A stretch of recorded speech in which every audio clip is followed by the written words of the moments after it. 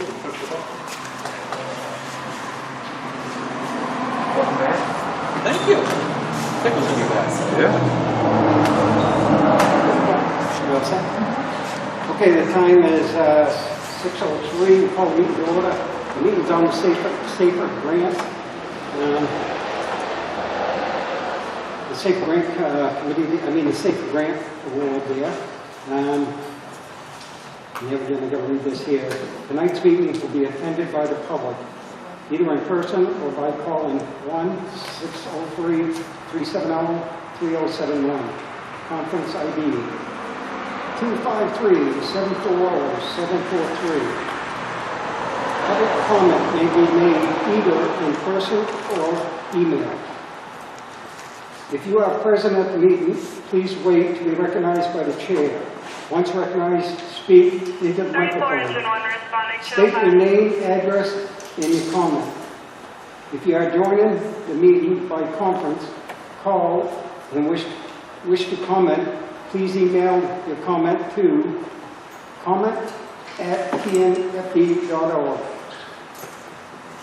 For your comment to be read during the meeting, be sure to include your name, address, and email. So any comment tonight, I think last time we had one here, people were talking all over. Let's step up here so we know who we can address. Would you like the doors closed, sir, so traffic doesn't interfere? I don't know. Can everybody hear all right? Or I think we ought to try with the doors open for now and see what happens.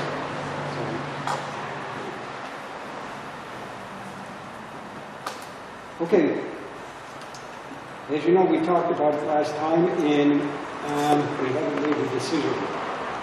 And there were a lot of questions that were brought up that have been answered by the chief.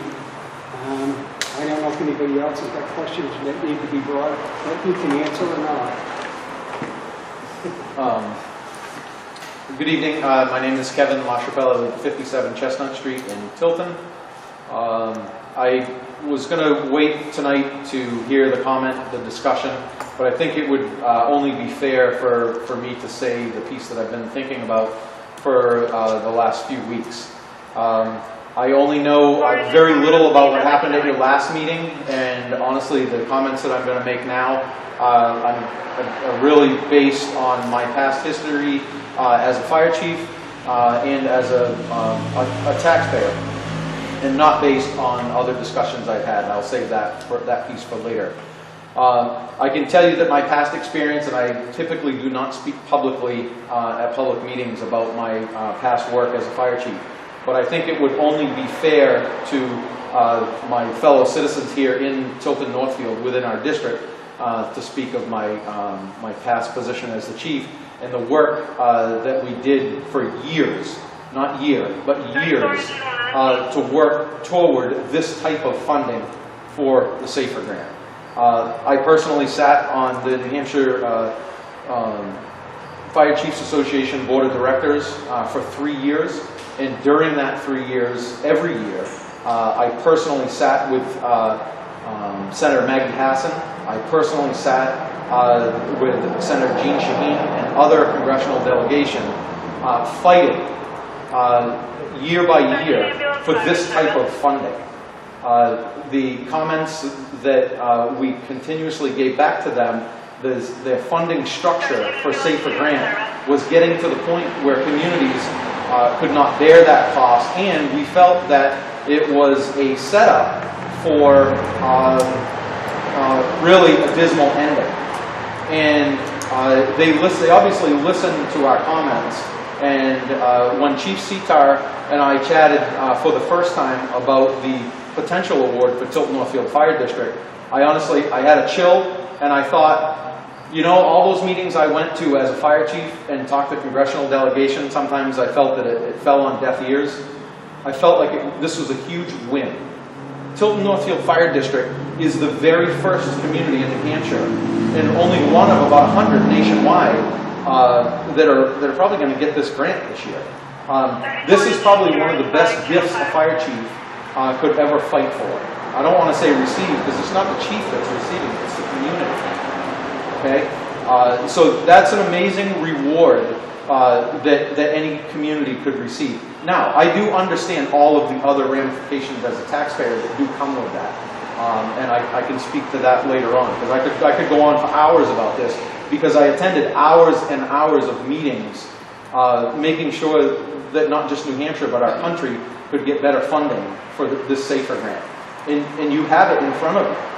And I understand it's a very difficult decision to make, but we also have a 3-year time period to make sure that we can make this work for our community. Some of the other points that I'd like to talk about after, if you would allow me to, or I could continue now, is to talk about our responsibility in community risk reduction. I spent the better part of 7.5 years focusing on community risk reduction. What you have in front of you for the proposal for 4 firefighters to be on duty and being paid to immediately respond. 4 is the national statistic that is proven to make a difference. And honestly, while I'm going, unless you shut me off or throw something at me, I'm just going to keep going. You'll laugh and fall. You want me to stop? No, go ahead. Because I can keep going. We can stop for a snack if you want. My last 2 months as the fire chief, we had 4 people on duty.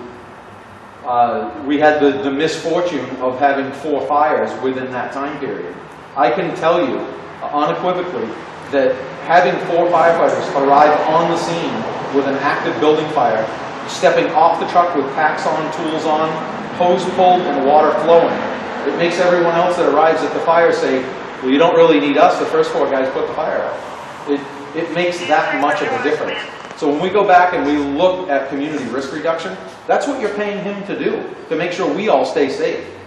And when you get a gift like a SAFER grant, I mean, this is an amazing opportunity. And I understand the cost piece, and I would like to, I'll wait for after. But I just wanted to start with that. Those are grassroots comments that have nothing to do with any discussions that I've had with anyone else in this room. So thank you for letting me start with that. 34 engine 2 on scene. Anybody else want to speak? 36 Forester 1 in service. Are you planning to have discussion that we can comment on after? Yeah, we can do that, yeah. Okay. 34 engine 2 on scene. You're right, Kevin. The only thing I see is nothing is free in this world. There's nothing free. The other thing, too, is can we afford it? It's a great gift. Don't get me wrong, it is a great gift. There are things that go along with that do cost, that they're not in here, not paid for, that we're going to end up paying for. Not only that, at the end of the 3 years, we're talking over $500,000. $500,000. That's quite a hit. Especially when we want to build a new station. It'll affect that, number one, because people are going to see all this here within 3 years. And chances are we're not going to build a station next year. Or maybe the year after that, it could be the 3rd year when they're going to get hit with this $500,000. And don't get me wrong, I'm not saying it's not a great idea, but the only thing I want to say, it's not free. Nothing is free. The overtime alone, the sick time alone, that we're going to end up paying is over $100,000. And that's just some of the things. There are a lot more in there that are not in here that we're going to end up paying for.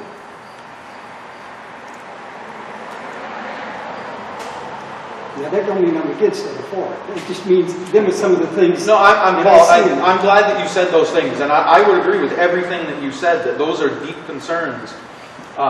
Those are deep concerns that we all need to be worried about. Listen, my tax bill in Hilton went up just like everybody else's tax bill did.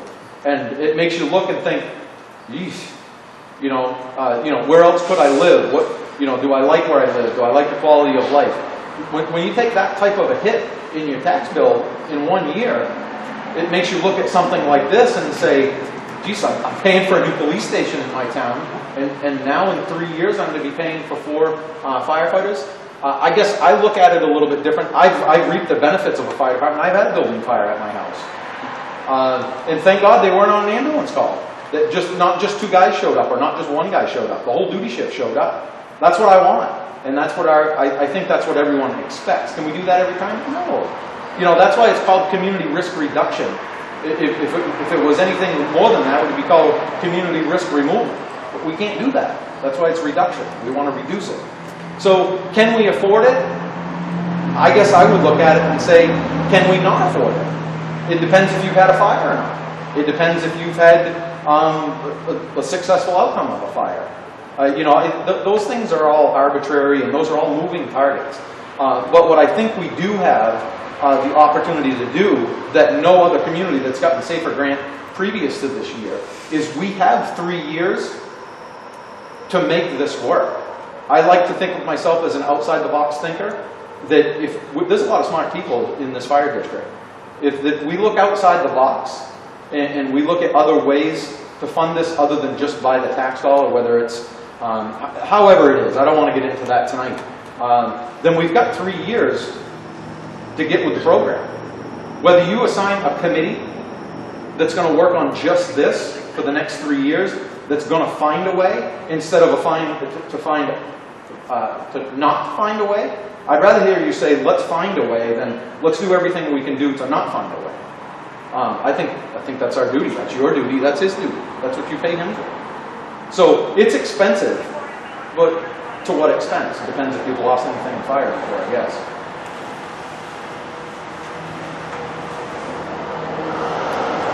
So I've been really on the fence with this from the beginning.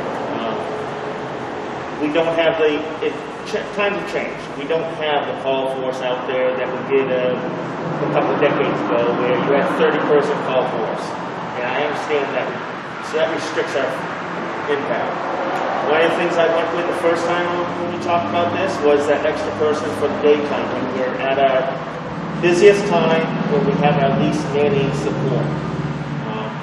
Unfortunately, some of the things with this grant is it is all or nothing.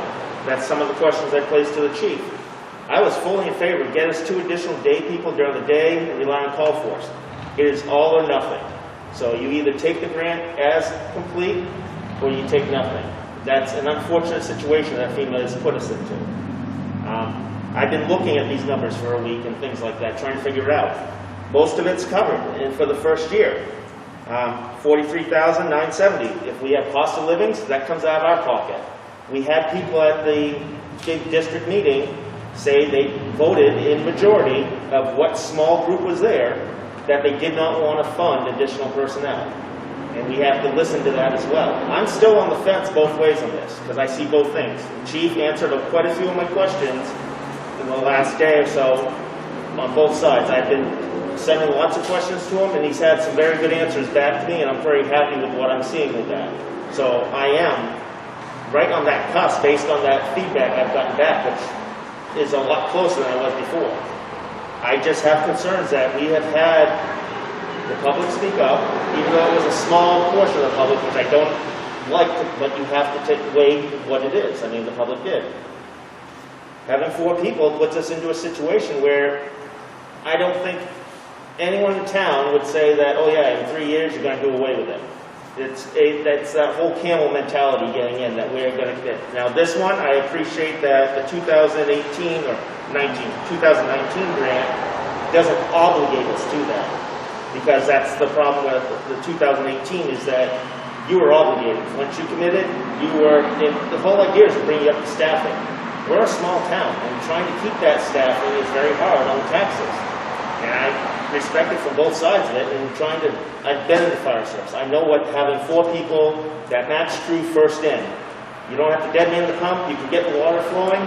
The first few minutes of the fire on scene is the best thing in the world, as you said, to knock it down. That could be saver and life safety. There's so many pieces to it. I am a full support of this, but it's also, unfortunately, we have to look at it from the taxpayer side of it. And this has really been weighing on the mind and trying to find that medium, because you have the people who say, I can't afford the taxes and all the other things. You have the ones who are in favor of it, and we have to look at the income for it all. It is not a happy place to be right now, trying to figure this out. So I understand what you're saying, and I agree with the majority of what you said when you started. I mean, that's how I think about this, but I don't know how the townspeople can afford this. I mean, my feelings on Center Street Station, that's not even part of this. The chief got me a little bit more positive feeling that we have a station that is not even public access. It doesn't meet handicap and all that stuff, and we've made no forward progress on that, and that's been going on for a few years now. If we had temporary housing over here, where we had dorm housing, and we had public access over here, I would probably be even more support, because then we could stack them up over there and we could get more engines out. Right now, we have one engine and one ambulance over there, and then they have to come over here. I have a problem with that. And over here, you could have 2 ambulances, so literally the first 2 could go out and the second 2 could go out, rather than driving over and getting the other one. There's just a lot of pieces to this puzzle, and that's kind of what I got to say right now. Can I make a comment about this one? So we're talking about the cost of this. You know, what's going to be the liability in the fire district? In the previous budget, for the preparation for this budget year, both the commissioners and the budget committee voted in favor of supporting 2 additional personnel. So if you look at the numbers, the cost of 2 additional personnel over 2 years far exceeds the cost if you use this grant for 4 personnel over 3 years. So in that sense, it's an overwhelming balance in favor of taking the grant. You're getting 4 people instead of 2 people, and over the 3-year period, it costs you less than if you hired 2 people. And that is a pro to it, absolutely. A con to it is the public voting down even to go with 2 people. And we have to look at the public on both sides of that. So absolutely, that is a pro, and I'm all in favor of the pro. I have to look at the public as a con side, and the commissioners are obligated to look at it from all sides, as you know. And that's the hard part of this. Totally understand who showed up at the meeting and how it voted. At the same time, I personally don't believe that is a reflection of the general consensus of the population of the fire district. We all know that very few folks show up to our meetings, and I don't think that the general population is fairly represented in their beliefs or attitudes are how even the commissioners of the budget committee approve or disapprove certain items within the budget. I think it's far different than what shows up to us. That's my own personal opinion.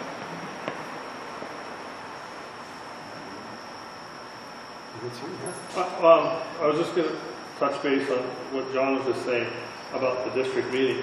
And I don't think it wasn't that they didn't want the personnel, they didn't want to pay for the personnel. And I don't think that they were all like, oh, you know, we don't need the 2 additional or 4 additional. They didn't want to pay for it. Agreed. And we have a way to pay for it for 3 years. And I like Mr. LaChapelle's suggestion of a committee. We have 3 years to figure it out. You know, maybe a little less because of timing of the budget cycle and things like that. But I think it's a way for us to, you know, let's plan. You know, nothing about a new station is guaranteed. We know how I don't know how many years have we been trying to get a new station built. But we have a real life opportunity here, and you know, and I was talking to some people at voting today, you know, and you know, their worst fear is that they don't have to wait. They don't want to wait. You know, they're scared that, you know, God, if something happens to me in the afternoon, you know, because most of our overlapping calls happen in the afternoon or in the daylight hours, you know, and you know, one gentleman was telling me about, you know, a relative, you know, had something happen, and they were so grateful that if they didn't have an overlapping call, you know, and I kind of took that to heart, because he's like, you know, if I had to wait an additional, you know, 12 minutes, you know, that would have been waiting forever, you know, for you know, Franklin or Samerton or Belmont to show up, you know, and I see the cost side, you know, but I see in the back of my mind that the FEMA has X amount of dollars to spend. They're not gonna, if this isn't approved, it's gonna go to someone else. And, you know, it's an incredible opportunity for this town and this state to get this money. It's there. We could, you know, we've had committees that try to get a station, and I think we've made great progress, you know, trying to get a station built. I think we have good momentum in that. We have 3 years to try to figure out how are we gonna do it. And who knows, maybe there's some other grants out there that we don't know about that might help, you know, offset some of those costs in the future. You know, who knows what's gonna happen in 3 years. I mean, heck, I don't know what's gonna happen in a month, you know, because of all the craziness going on. And, you know, what happens if these guys are out here you know, if we have an explosion of COVID cases and we don't have a virus that is effective in 6 months or a year, you know, and it just gets getting worse. You know, the unknown scares me sometimes, and this is one of those things where, you know, you get something, you know, and the idea kind of struck me with this committee. We have 3 years to figure it out, you know, and I don't want to sound cold, but we have 3 years and, you know, we're not obligated. You know, we have a 3-year, you know, it's a 3-year test drive. We know that at some point this fire district is going to grow.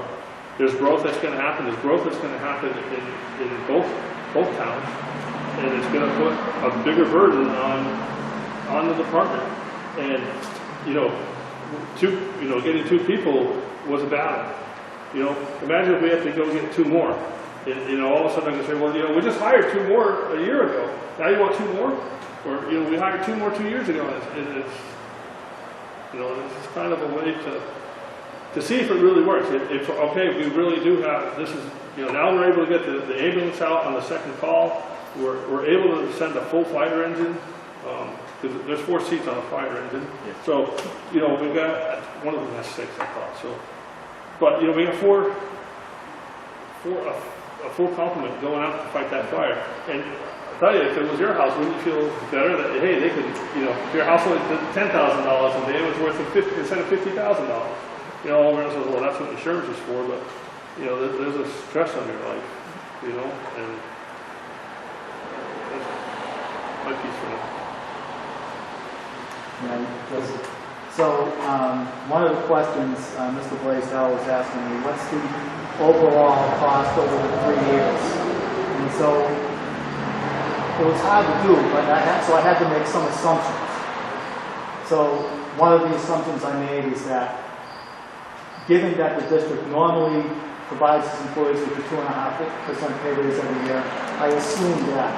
And I know health insurance costs, generally they go up, but sometimes they go down. But I assume that the health insurance costs are going to go up by 5% every year.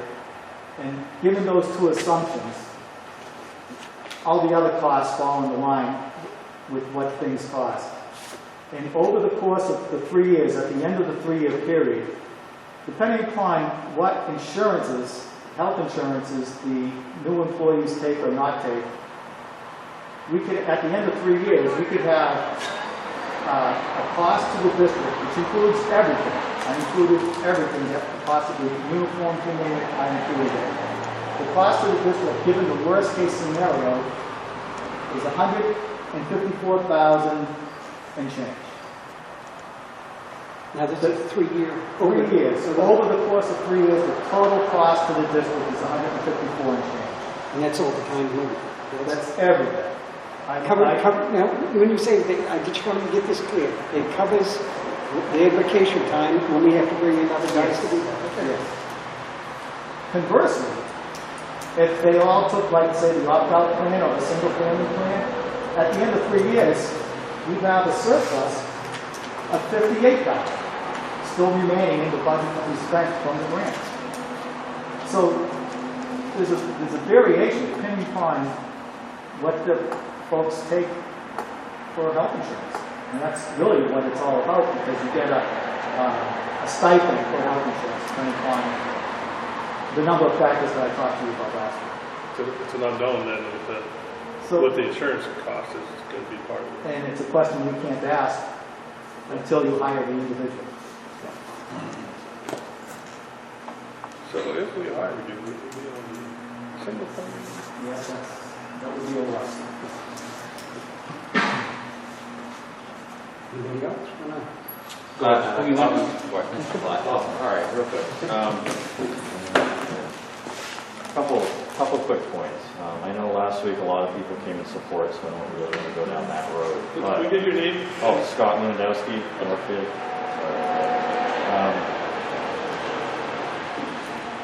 Long story short, I remember at the district meeting, I was there this year as well, it did pass. People did pass the first time by 2 votes. It failed the second time when it came up, so I want to make that point. So there was a lot of support initially for the people. Now, I know the fire station has been a bone in contention over the years. I know it hasn't quite happened yet. And I know if, I think you guys are thinking on the right track. You're right. I think if we get the people, the firehouse might have to take a back seat at least for a couple of years. That's a big financial impact for the tax base. But when I look at it as a taxpayer, I think the services that I would get at my house if it was on fire would be much more better spent, in my opinion, by people on the ground versus a station. So, and I've heard that a lot through the community as well the past couple of weeks. People really want the people. They don't really want the station right now. So I think those are valid concerns. And I do just have one question, just from a fiscal point of view. So this grant, huge, in my opinion. It's a great way to get the people, to get the boots on the ground.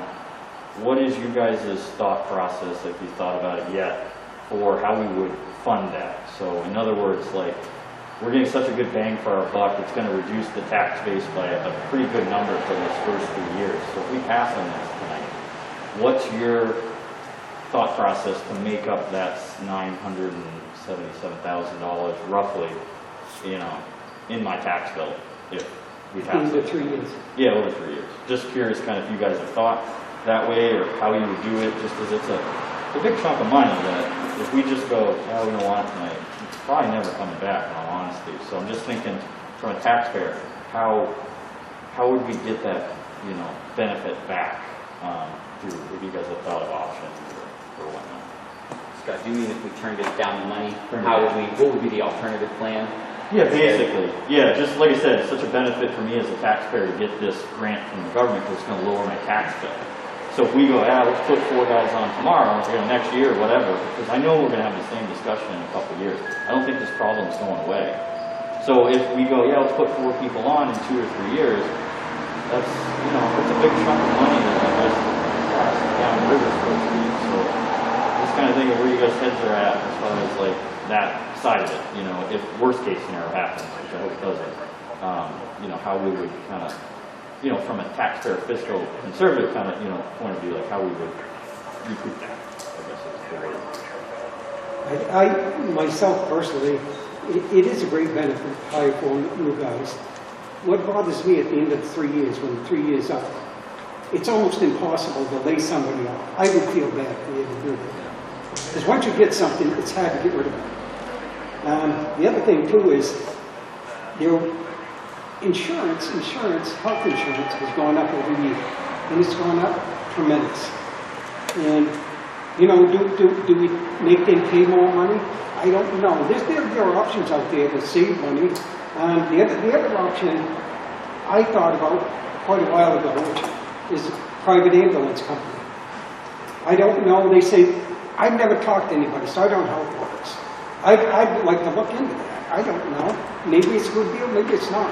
Other places do that. It seemed to get away with it. And it might help, even if you lost, some of the income we took in, if it took some of that money, it's a life saving. It's saving. You save money on that by doing that. I don't know. There are a number of things you could do to save money. It's always, it strikes me funny, as a homeowner myself, I try to look at ways to save money. I mean, I make X amount of dollars, and if things keep going up, I have to find ways to save money. And that, I can't go and say, hey, I need more money, I need more money. It doesn't work like that. Where this here, it's always, we need this, we need this, we need this. And don't get me wrong, we give just about everything they want. Very seldom we ever turn down anything. I mean, $500,000 is quite a chunk. So just to clarify, what, you know,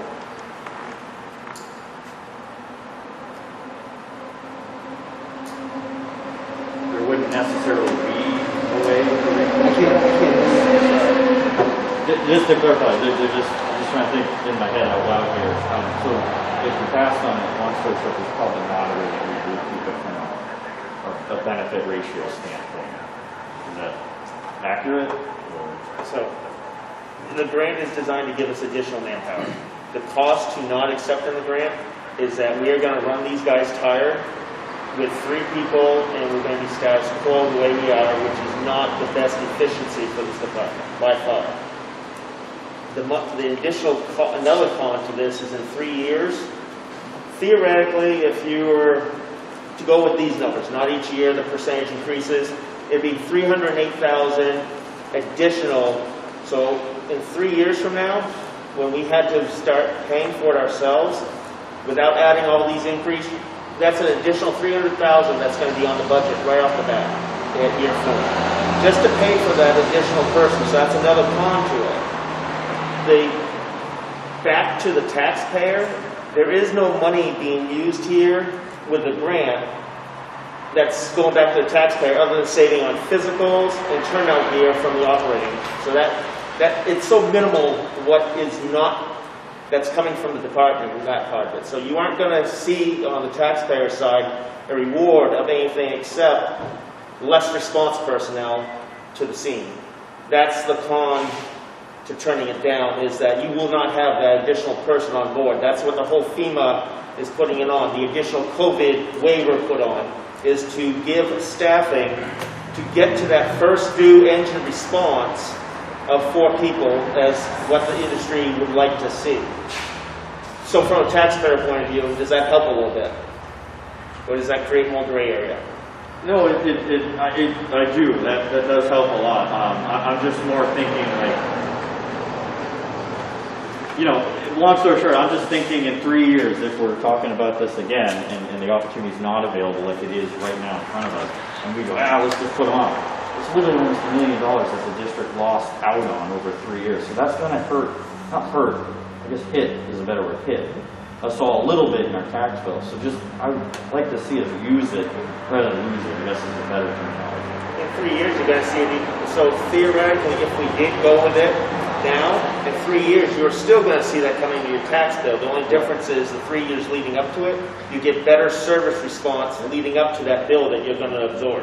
That's true. It's a good point. I know the chief might have, what is the tax bill per household after the grant? You know what that is per thousand? Tax rate applied in the district currently, well, it's different for either town. The tax rate for either town is different, but ironically, because of the way they're assessed, they come out to about the same. And so, I don't have a number with me. It's, so at the end of 3 years, given, I came up with like, given assumptions where the cost is going to be about $340,000, the tax rate, the fire tax rate on each municipality is about 19 cents. Now, that was given by 19 cents per thousand. Now, I don't have the math in front of me, but that's just what I'm recollecting off the top of my head. It's like $47.50 per 250, like average $250,000 house. So you're talking roughly a $50 That's increase correct. a year, which, you know, comparing apples to oranges, I think is a phenomenal deal. When you look at what you're getting, it's huge. Matt Gilman, consultant. I just got a little notes here just to catch the things that come up. I just wanted to talk about the fire station thing there, and it kind of got brought up. Fire stations don't mitigate our emergencies. I fully appreciate the need for our town to have a fire station, but firefighters and EMTs are who can install that. So as a taxpayer, I would way rather be paying for people that Kingdom Falls for fire stations that don't do anything. Kind of playing off of what Scott brought up, we have an identified staffing problem in our fire department. And we spoke about earlier, we were going to hire 2. Well, the 2 was a compromise. That was we didn't need just 2. We needed 4, and 2 was the way to spread that cost out. I guess I just kind of want to ask, what's the alternative plan if we don't accept this grant? Are we just going to turn down 3 years of improved responses, and then in 3 years we're going to start looking to hire 2, and then a few years after that try to hire 2 again? So we lost out on 3 years of fixing the identified problem? That's kind of my question. You want to say something, Kathy? You can answer that, and then we received a text message. So definitely trying to look at getting the additional people, the taxpayers, represented, the majority. It was so close. I mean, and that's the problem, is they're looking at that expansion. And we hear it online, we hear it from people, got staff. I want an engine to get there with the crew to do what it needs to do. Housing them, and the chief did ease some of my concerns with the housing portion of it today in email. So that was, because I was looking at all these pieces of puzzles and the hidden costs and things like that.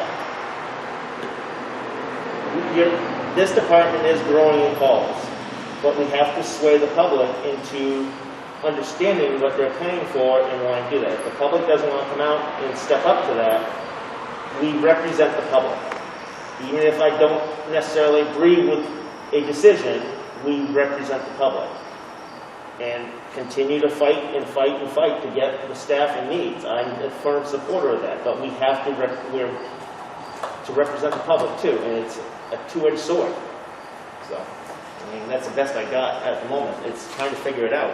Sure. Just based on last week, I'd say there was pretty strong public support in favor of this grant. Yes, there was. The people that spoke, it was 7-3, I think, in favor. Absolutely.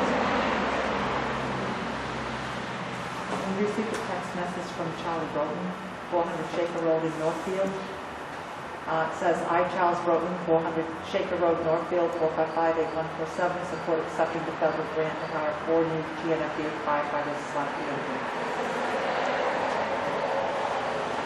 He wasn't able to make it tonight. I'd like to piggyback on some things that Matt had talked about and some things that Scott had talked about. Is we have a predictable problem. We've been predicting this issue nationwide in emergency services for the last 3 decades. The shortage on staffing. You can travel the country, walk into any fire station, and I'll tell you our biggest issue is staffing. We battle staffing.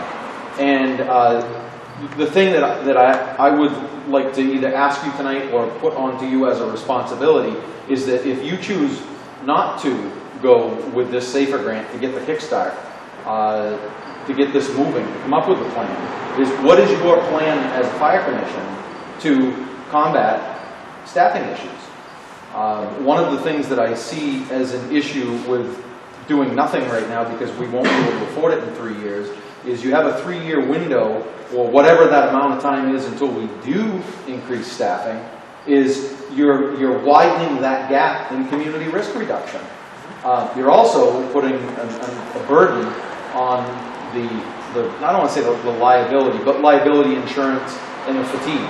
The number one issue in staffing in emergency services nationwide is the line of duty death rate is 60% for 60% of all line of duty deaths. You've heard me say this before, are when folks are working overtime. We've got guys that are working 100 hours a week in overtime. Do you really want to stand in front of the taxpayers and tell them that we have firefighters that are working 100 hours overtime? To me, that is a glaring issue of, you have a major staffing issue here. The service that we're delivering, that these guys are delivering, or that we all have the duty to pay to deliver, is a service that's being demanded by our population. It's not because we want to just throw extra cash so they can go on calls. It's what our population demands. So if you choose not to go with the grant, I want to know what your plan is to increase staffing, and not just to keep kicking the ball down the court.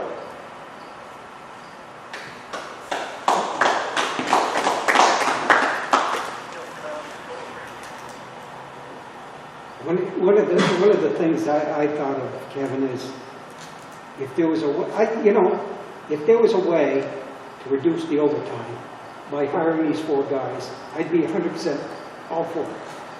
Because the overtime is astronomical, as you know. Oh, I've lived it. And believe me, there's got to be somebody out there or some way to reduce that, whether it's, you know, how can I say this?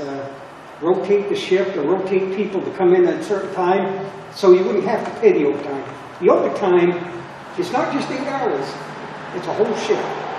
And that's a lot of money every year for people to pay overtime. If we got rid of the overtime, or the majority of it, I wouldn't have a problem at all hiring this. We're talking 2 men, the overtime, we could hire 2 men.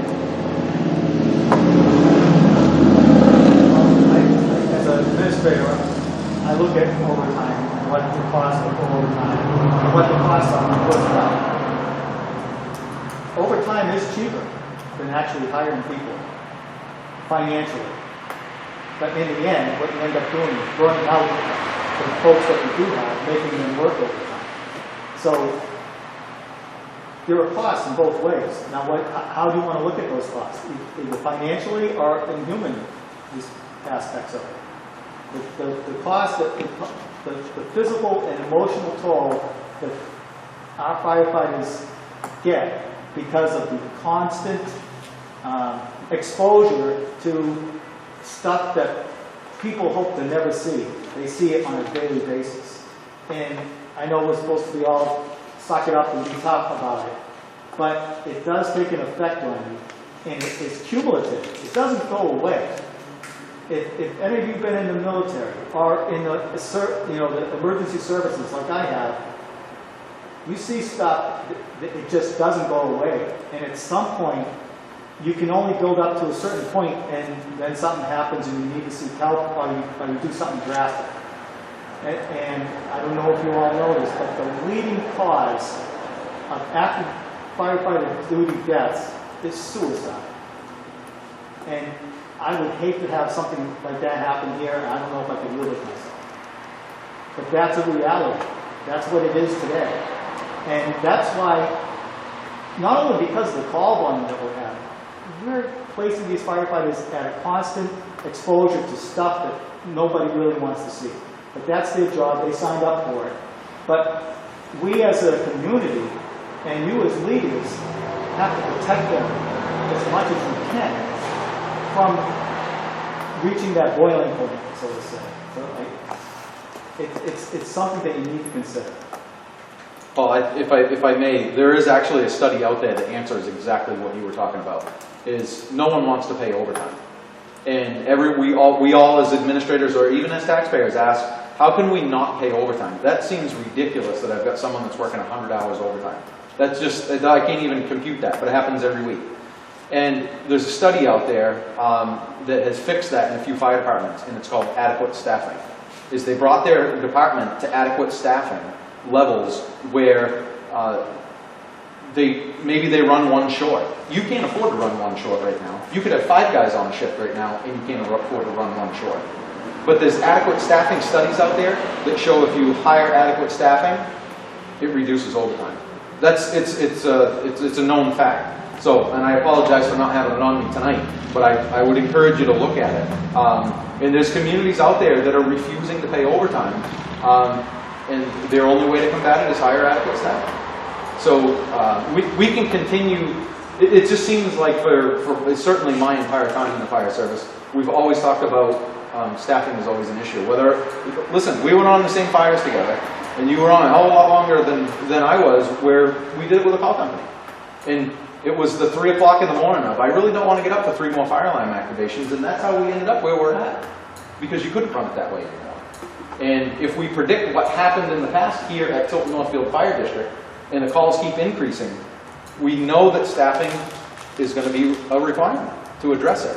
So one last point that I'm hoping to make is I am not in favor of accepting this SAFER grant if administratively we choose to sit on our hands for 3 years and not come up with an alternative way to find funding. Because if we end up on year 3 and we say, oh yeah, we've got like 2 months left, we need to find funding for this. If that's how it's going to go, then I would not be in favor of it.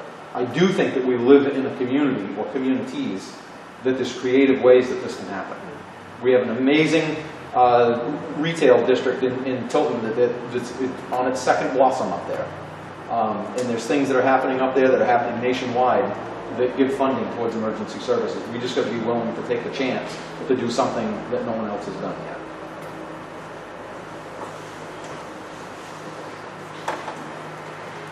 Is it okay if I speak? Yeah. No, not a factor. I apologize if Mr. Lewandowski's question was already answered and I didn't hear it.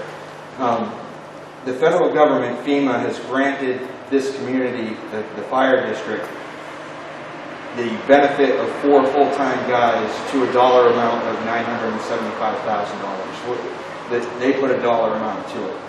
If the commission chooses not to accept that, what is the commission's plan to return the benefit of that was granted by the federal government to the taxpayers? Because the federal government has said, yes, you need this, here you go, here's the money. So by all rights, the district already has that grant. So if you as a board decide not to accept that, what is your plan to return that value to the taxpayers of these two communities?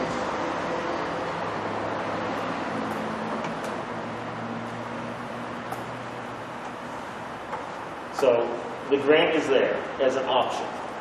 Agreed. Yes. Financially, there is additional things we do have to put into this each year. Understood. Cost of livings, things of that. Other Yes. options out there, look at per diem. It does work in other districts. So that does deal with additional personnel with less overtime because you're paying straight time, contracted pay for that day. I don't like per diem because you don't have a uniform shift of 4 people who are intuitive. You're bringing someone in from the outside, so there is a pros and cons to it, absolutely. But you could get someone out there who is a firefighter too, EMT at minimum, whether he's ALS or not. We have 3 other people that are ALS, so we can still run with a level 2 or a career firefighter. He would have an OSHA physical on record with his department unless he's per diem all around the state. That's an assumption. Correct. It is an assumption. Most likely he is full-time someplace else. He's not doing per diem in Lauderdale, Farmington, and shopping around day to day. Theoretically, but that is someone who could fill in, and it wouldn't be overtime. It would be contracted pay at a lesser rate. It would cost us in turnout gear, and the more people you have, because you're not going to have a Farmington jacket riding on a Tilton Northfield truck, so that is the downside to it. So there are other options out there. I understand there's more options, but my question is does the commission right now have a plan to return the value of that gift from the federal government to the taxpayers of these two communities if you turn it down? I do not. I don't. Thank you. I just want to kind of follow up math, if you guys don't mind. I'm just doing some quick math based on the chief's worst case scenario number of $158,000 for 3 years. That means it's going to cost us, worst case, $52,000 a year as a district to have 4 additional firefighters. I don't understand how we could possibly get a better dollar value out of that. And that's worst case. It could be even better than that. Just want to make that.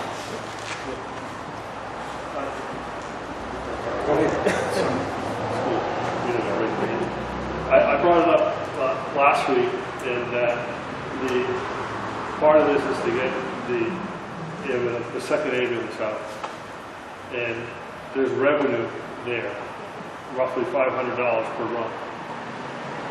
Using the numbers that Mr. Goodman just provided, was $52,000. If we can get that 2 times more a week, we generate for our fire apparatus and equipment fund an additional $52,000 a year based on 2 runs.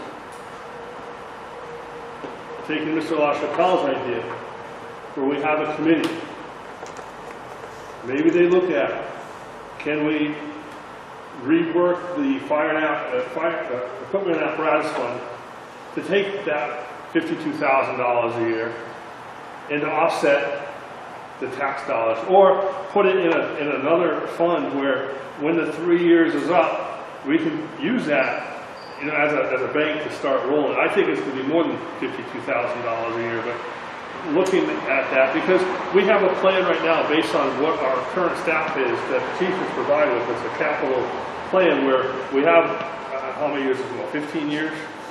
and, you know, going out and purchasing things. And yeah, and we actually had a plan this year at the district meeting to take some of that money every year and put it towards new buildings. But we don't have the new building.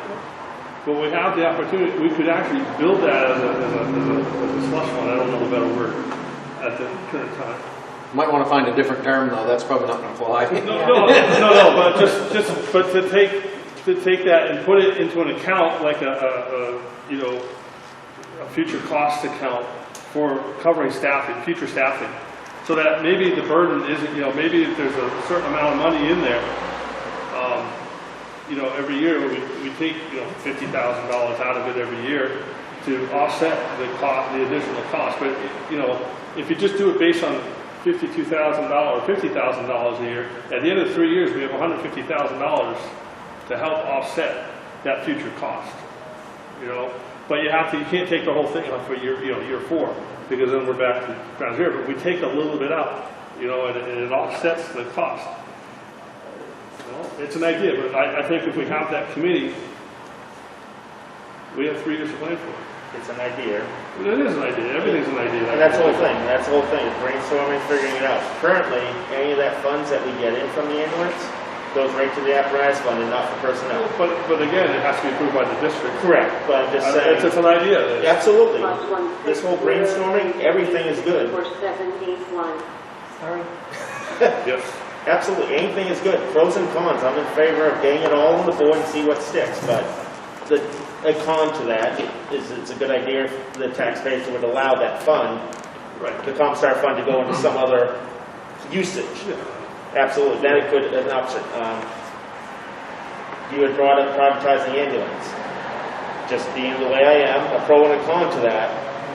Yes, a pro is it might be cheaper for the district. A big con to that is now you have 2 people only responding on an apparatus, so you are downsizing your fire response capability. Even though an EMS might get out there with an ambulance or having someone like stewards, but they are not structural personnel. So you have really set yourself back on the fire suppression side of things, since you have 2 people instead of the 4 going out, or 3. So for privatization, that's a very negative con potential. And to build on to that, when you privatize, and I've studied this, you look at the town of Meredith, it cost them $378,000 to contract out for that service. It cost the taxpayers $378,000. In addition to that, they collect, the town collects 0 revenue. So for us, when we're collecting, we're probably going to collect 400. I budgeted for 420, but we're heading towards 475, 480, nearly $500,000. So if you take the cost of the privatization of, say, 380, plus another 500,000 that you lose in revenue, that's an $800,000 or $900,000 hit on the community as a whole. Where I think where we use the fire service as our EMS service, we're getting a double benefit on the personnel that we have, and we're collecting the revenue from when we do use them on the EMS side, and we do transport and collect. Another idea, as you all know, there possibly may be a communications tower going up here where we're going to start collecting rent revenue from that. There is no designation right currently for the revenue that we're going to collect from that. Possibly designate the rent that we collect from that to go towards to help defray the cost of personnel. And over the course of, I think I did over a 20-year period with 3 carriers on that tower, we're going to collect over $1 million in revenue. That's a lot of money. Never mind what the town of Northfield will collect in personal property tax revenue from the cell carriers that are placing their antenna arrays on the tower. So that's another, I think I figured out, $265,000. An average on the low side, $15,000 a year for the town of Northfield. All those can help defray the cost of additional personnel. And I'd certainly like to say that, you know, having a new fire station would be great, but what a new fire station does is improves the working conditions of the firefighters. But the firefighters themselves are what provide the service to the community. You can't drag a fire station to the fire, and it's not going to help you put it out. It's the people and the equipment that you put on the street that do the work that this community deserves and needs and requires. And if we don't accept this grant, it's just like FEMA hires a whole bunch of folks to come in and read these grants that are experts in their field, experts in the provision of fire service. Out of the thousands of grants that were applied for this year, that applied for this grant, we were just one of 105 to get it. That has to say something in your mind. They looked at our need, and we were able to articulate our need in a manner that was very clear to them. Tilton Northfield Fire District needs additional personnel. We don't meet the standards that they're trying, that are national standards that they would like us to meet. And they said, this is a way to help you get there. And when I was talking to a woman today, she says, what a wonderful opportunity FEMA is giving the fire district. I can't imagine why they would want to change it or wouldn't accept it. She just can't fathom it. So, and I guess I agree with her. What a wonderful opportunity. And we do have 3 years to figure it out. How can we help defray the cost of additional personnel over the 3-year period? And that would be a great committee to work on, because I think it would serve the community overall if we could come up with a solution to help defray the cost of this. It's priceless, really. Absolutely priceless.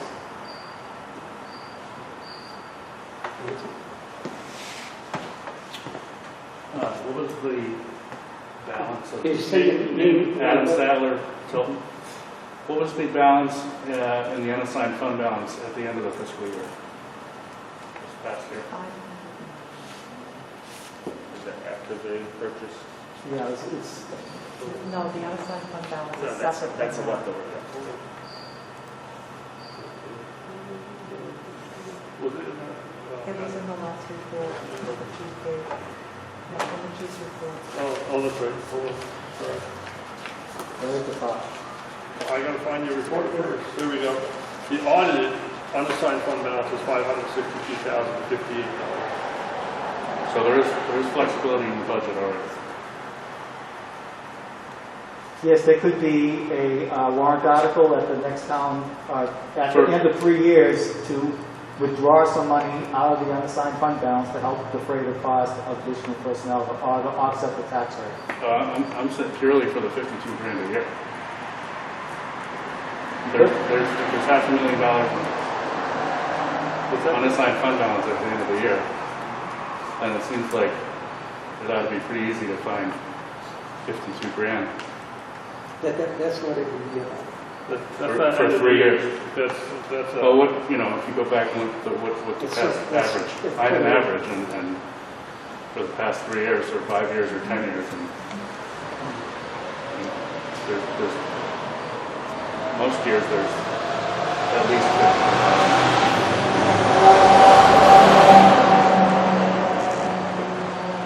Just following up with Eric Ira and his cost offsetting, even just doing a couple extra calls a week, that pays for the gear for these guys without doing any sort of changes to any how the money gets put. You can use the equipment fund to pay for their turnout gear with the additional transports we get by having more people on staff.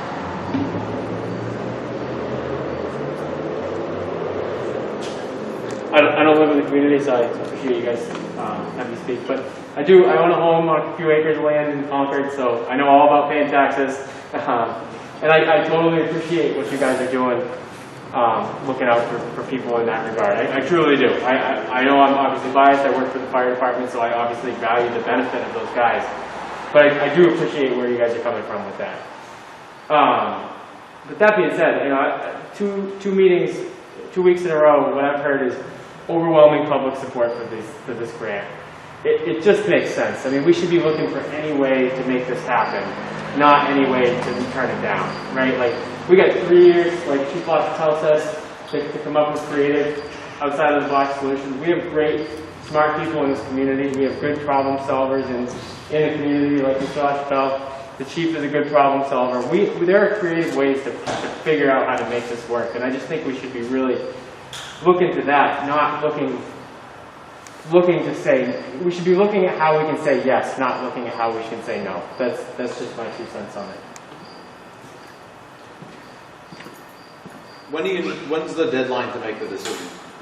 30th or 20th? No, Sunday morning at 7 a.m., September 20th. It has to, I have to check one box or the other. Yes, it's the morning of the training Yeah, fire. perfect timing.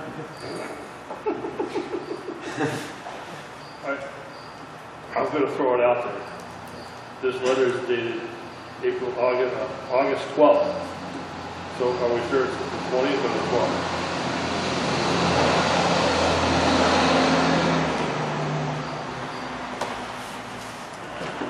Can I ask the question of what more is there to ponder over before you make a decision?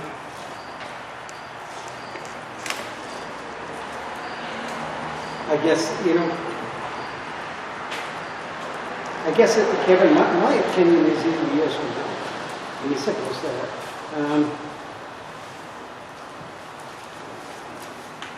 I guess, Listen, I get it. Tough decisions. And let me tell you, it scares, what it does, it scares me because all of us in here, I believe all of us in here, have jobs. We're not on fixed incomes. Now, I will be shortly.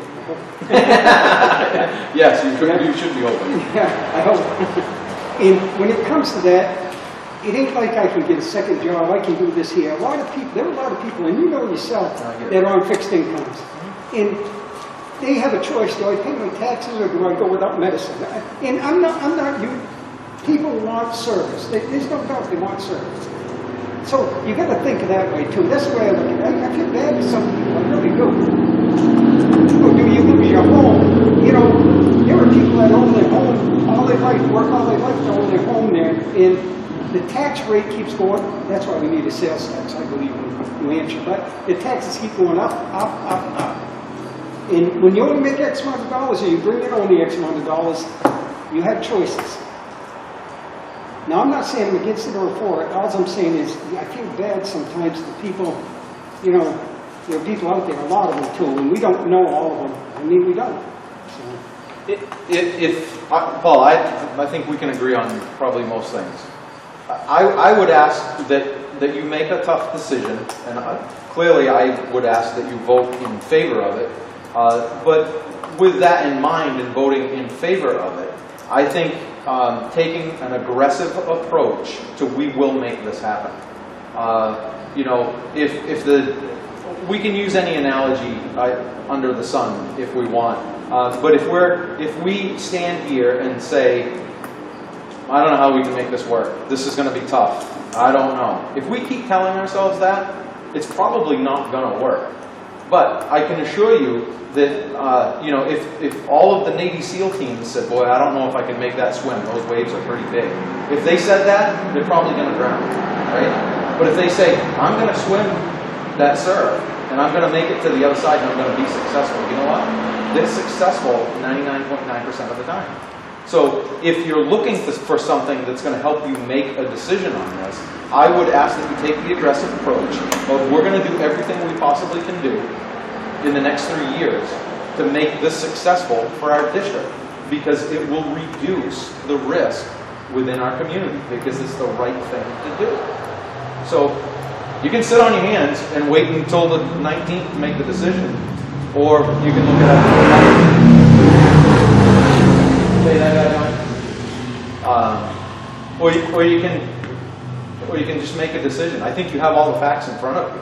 It's just a tough decision. I get it, and I'm glad I'm on this side of the table. Thank you for doing what you do, because either way you're going to get clubbed over the head, right?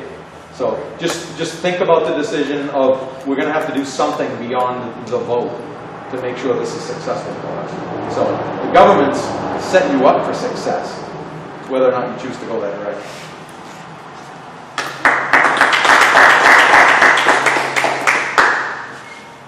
I'm hungry. So hopefully you make a decision tonight. I gotta go. Okay. Thank you. Thank you, Kevin. See you guys.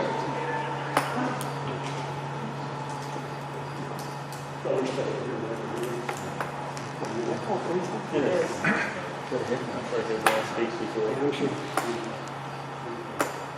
is. Hey, Paul, do you want to say something before? Yes, I would, thank you. I'm sorry for being late. So, Paul Blaisdell from Northfield. So I guess I have just a short narrative, and then I'd like to ask one question at the end. The narrative is, for several years, the chief has been saying that he needed additional personnel, and there was all kinds of data to back that up.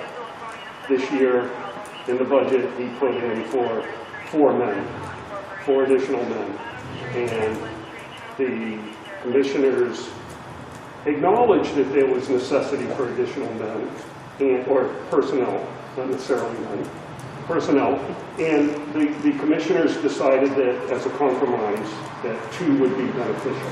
It would be compromised with respect to getting the service that we need and also trying to limit the burden on the taxpayers. The budget committee met, determined that, well, it was voted that the budget committee would support 2 additional personnel. And then at the district meeting, the budget was modified slightly in order to remove that through the voting of the population. So I think right now what everyone has determined is that there is the need for additional people, that the tripping point has been how do we pay for it. The chief has, through his outstanding grant writing, has provided us with the ability to pay for the additional men that I think everybody agrees that we need. And granted, for 3 years, so we have to have a longer term solution. But what I feel right now is that with this grant money, that we should look very hard into accepting it, determining how we're going to utilize those personnel, and equally as important is, in 3 years, what's the end game? How do we continue to fund the additional personnel? So, thank you, gentlemen, for hearing me. Again, I apologize for being late. So, thank you. We have no other emails. No. Anybody else want to say anything before? Anything else, sir? Again, put a motion on the table before we really discuss it amongst us, I believe.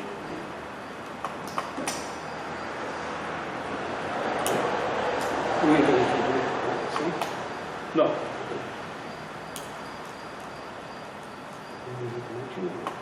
You want to make a motion?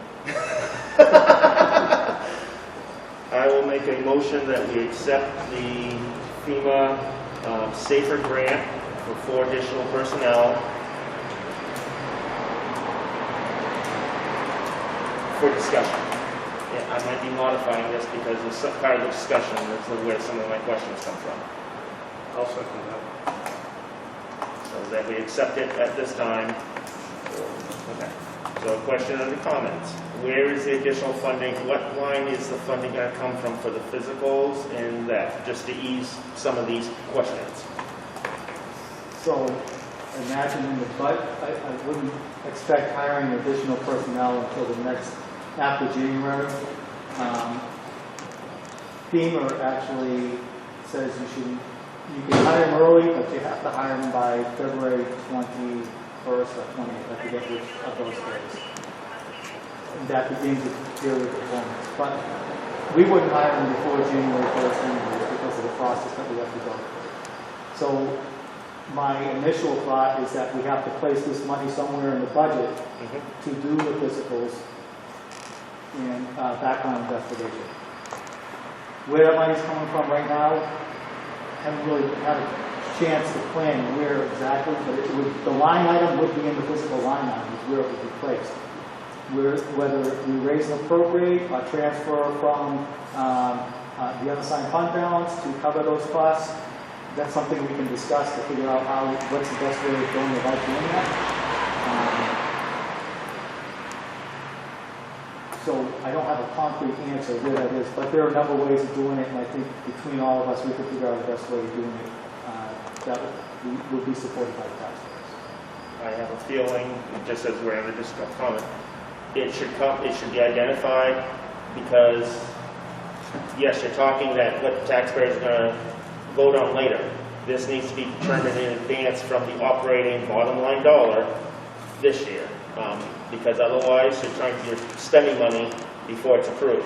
And we're not going to get caught up into that like we did with the SCBA, because we came to end of life and we were put into a bad situation. We don't want to fall into that again. So you're asking where this year would I find that money? Correct.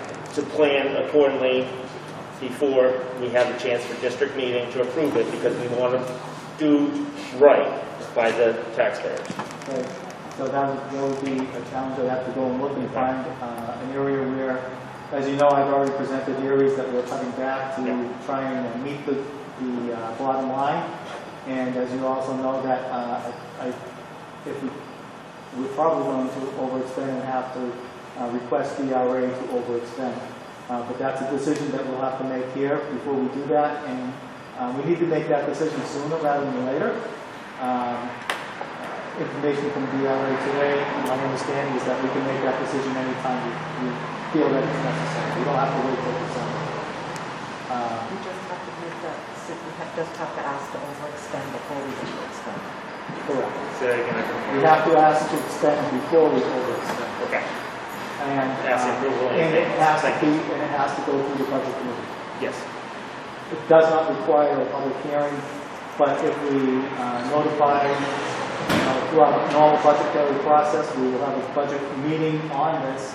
That should be open to the public. It could be open for public comment if the budget committee chairman so decides that we accept public comment. That's a way that we could do it.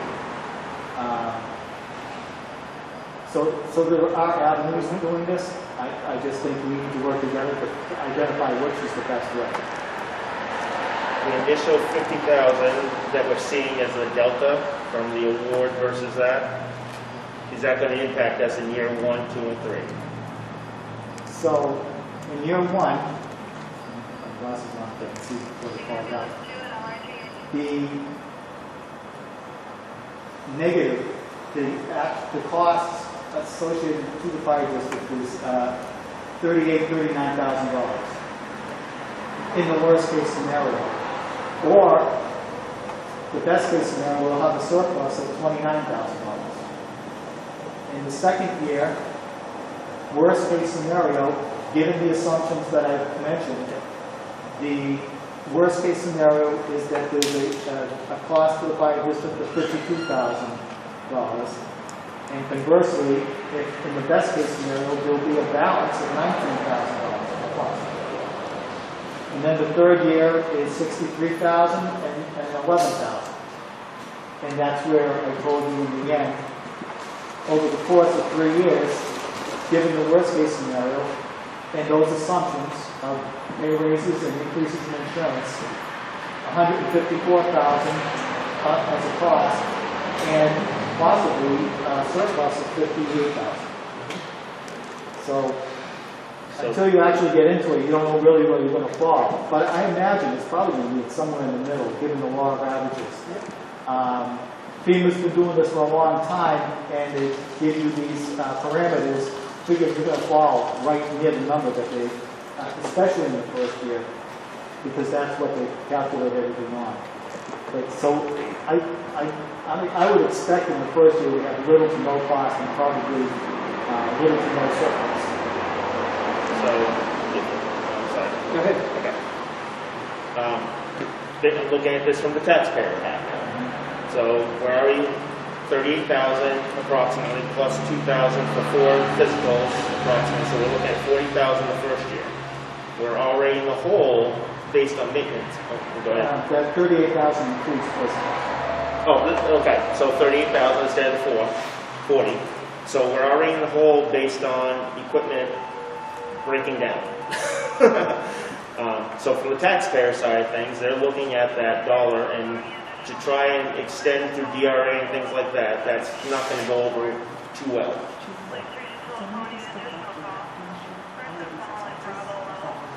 The expenses could be, it depends upon when you give them a start date.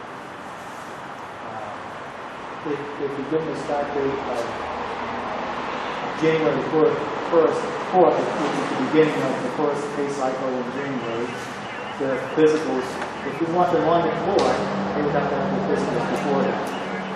If we give them a start date of after that, you could line up their physicals so their physicals will take place in the fall in the next fiscal year and not this fiscal year. These are things we can all discuss, and how are we going to best manage the costs associated. But theoretically, and I respect that, like I said, pros and cons. The public doesn't have a chance to vote on the dollar until March time period. So if we are spending any money prior to that, we're spending the public's money without their vote, per se. It would be, no, the physicals wouldn't be grant money. Right. No, that's separate from the grant money, as well as the turnout gear, and the duty uniform is based on how the contract is written on for that piece of it. Right. So that's just, as we talked about, what the plan going forward is. It's like we're going to jump into the water knowing that we already have this bag of rocks behind us that we have to somehow come up with before the public gets to vote on that. So the commissioners need to have a plan for $38,000 as well, where that's coming from, as part of the thought process, based on what we're hearing from both sides of it. I mean, looking at it from the public. The firefighters need relief. I support that. There's pros to this. I'm looking at it from both sides of the coin and trying to figure out that scale, but also figuring out where the money's coming from, rather than saying, yep, you know what, here's a check for $38,000 and we'll find it somehow. Because that's what the public thinks we do already. They think that we just write rubber checks and somehow we'll come up with money somehow when they're not looking. So one of the things you pay me for is to come up with options. And I would come up with options and present them to you, and we would discuss it and decide what's the best way to go. Maybe you have a better idea than what I come up with too. I'm all ears when anybody has ideas of how to come up with funds to help support the fire district. I literally am all ears. Yeah, I mean, just using your experience, if we, as part of our discussion, we decide, okay, maybe we don't want a January 1st start date, so that these things can go into the 2021 budget. But also, I'm going to use Firefighter Gilman. Firefighter Gilman leaves next week, okay, and it takes us three months to replace her. And we have a firefighter that starts in January. And we have to expend for a physical for this not part of the grant, but we just need to get him back so we don't hit overtime. You know, all the time and it takes us a while to pass, to hire and do that. We're still expending from the 2021 budget if that firefighter takes their physical in 2021. And if we have to do it, if it gets done in December, because that firefighter is available to start January 1st, then we're expending that this year too. But at this point, the district has accepted that we have 3 people per shift. Right. And they have an expectation of 3 people per shift. The district, there's a potential of 4 people per shift, but it's not an expectation at this time of maintaining 4 people per shift. Right now, we are expected to maintain 3 per shift. Right. But they all get some type of physical. They get annual physicals as opposed to a starter physical. Correct. Yep. Now, can I ask a question? Just if a firefighter has had a physical, let's say a firefighter transfer from Pittsburgh to Hampshire, and he wants to work for Tilton, and he's had and he's a full-time firefighter there, and he's had a physical. Does he have to? Is he required to get? Are we required to give him a full physical, or would it be the same as Mr. Gilman getting? So if he's had a 1582 NFPA 1582 physical within the last year, we will accept that physical and not incur that cost. We've done that before. Now, I'm not sure. It has to be less than a year old. And is that an annual or a baseline? So, the 1518 fiscal happens in Because the whole idea of a baseline is what our department owns on anything found out. Right. So an annual would be one thing, but what's the requirement difference for that cost difference going from an annual to a baseline cost and It's like $100 difference. But it's like the Includes blood a chest panels X-ray. and, yes, some chest x-rays, the blood panels and things like that for exposures and The things blood like that. panels are the same. Okay, that's part of the annual. So the only thing I can think of right off the top of my head is a chest X-ray, which is required every 5 years. But the law within that has changed somewhat, a little bit over the past 2 years because of the cancer and heart lung presumptive laws. And the state is actually working on getting the company to come in for all professional firefighters. We still have to pay for it, but it's a much more in-depth basis than what we're providing currently, even as a startup physical. And Lake Street still does the fit testing, and is there a cost to that? So the fit testing for an individual, they won't charge us for an individual, but the annual cost is $150, but last year that was part of our SEDA project, and it was included in the price, so we didn't pay that $150 last year, it was included in the cost of the SEDA. Can I just make a comment? If this is the appropriate time. So my thing with the physicals is, we can sit here all day long and say, how are we going to pay for 4 physicals? We can hire 6 call guys tomorrow. You come in to get physicals, we're going to fire 1, find money for all that. They're gone in 6 months. They didn't do a damn thing for this community. We got to look at it that way. We're always willing to do things for the call guys, get more call guys.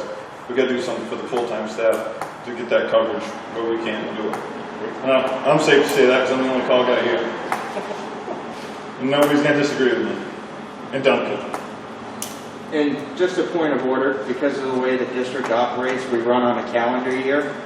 The district expends money every single year before the district meeting.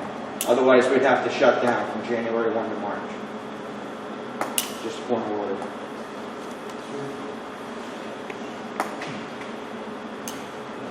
That's what the SCBA attack was about.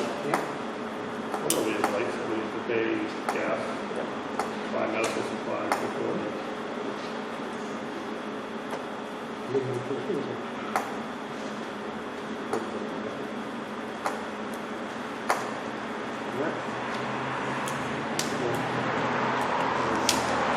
You know, I've been sitting here listening, you know how many times I've heard Tilton.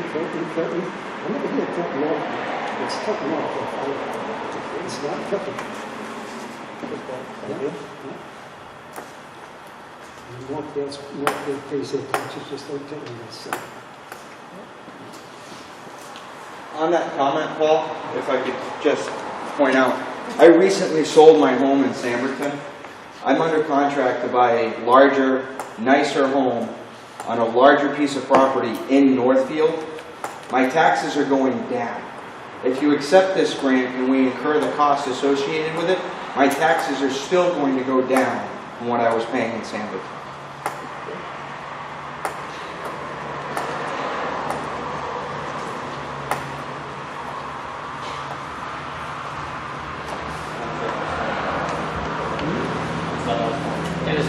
I gotta say something about that too. For us, Tilton Northfield is one community. You say Tilton, we mean Tilton Northfield. You say Northfield, I we mean understand Tilton that. Northfield. Just clarify. Yeah, sure. You I say just, Tilton.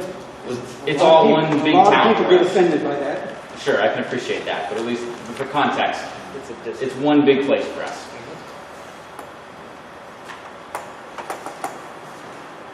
If I could just make a quick comment. If you look at the fire department bylaws, we're in fact called the Tilton Northfield Village District.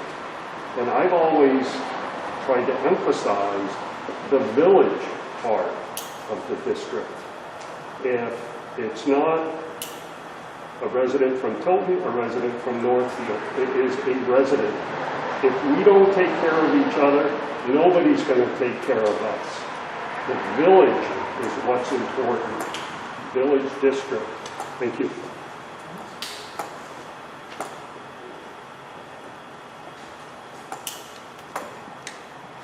Well, I guess, I don't know.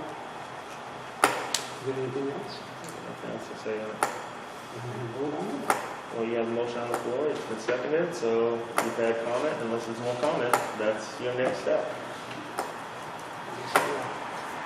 So the original motion presented was to accept the SAFER grant, the FEMA, how do I phrase it, Kathy? Motion to accept the FEMA SAFER grant for 4 additional personnel for discussion. Okay, so, made the motion, okay, then take the discussion off, I'm comfortable with that, if Eric's comfortable with his. Can I say one thing before you take that off the discussion? Yep. I listened to Kevin, and, I respect Kevin. He was on the fight back for a lot of years. He is right, though. If we cannot find a way to help fund this at the end of 3 years, there's going to be major changes. And myself personally, if I'm still on here as a member, I'd be the one to make the major changes, because I would bring it up. So I hope that we can do that. Find a way to help support it. The attitude is, we will find a way to do it. I just hope so, because it's always we want, and I'm not blaming anybody. It's we want, and we keep giving. You're asking people to give, and they do. And because they want you guys to have the best of best. And I've never seen a community. I've been to a lot of fire stations around the area, and we have some of the best equipment and some of the best guys here.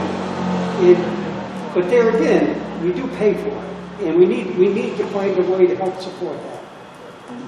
I think we put on our agenda for our next, our October meeting. We have a couple of weeks that we can brace it. It's going to come down to us. And we have to take that bull by the horns, and we have to come up with that plan.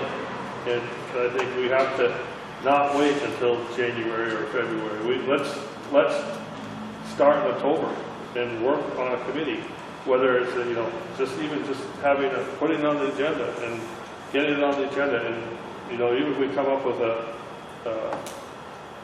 directions, something to do. And start the search for volunteers. It may take a couple months, but let's get it going. And find out and figure out how we get that committee. Is it comprised of, community members, firefighter, whatever, and let's get the ball going. And I agree. I think we really need to have people, maybe a couple members of the fire department, maybe people on the community, very smart people in this community. And there's no reason why we can't find a way to fund some of this. I throw in one last comment. One of the things that I push for during all of my experiences with the fire department, being commissioner, budget committee, etc., is participation. So I hear a lot of comments about what the public wants.